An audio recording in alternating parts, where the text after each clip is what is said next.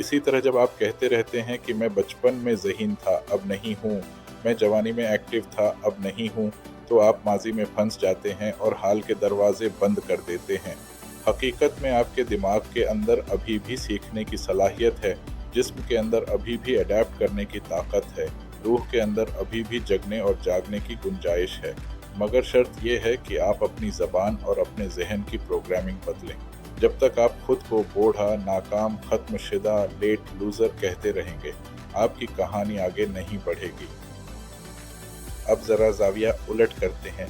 सोचें कि अगर आप अपने ज़हन में एक नया यकीन बिठा लें, मैं हर उम्र में सीख सकता हूँ, मैं हर उम्र में बढ़ सकता हूँ, मैं हर उम्र में अल्लाह के करीब आ सकता हूँ, मैं हर उम्र में कुछ नया शुरू कर सकता हूँ।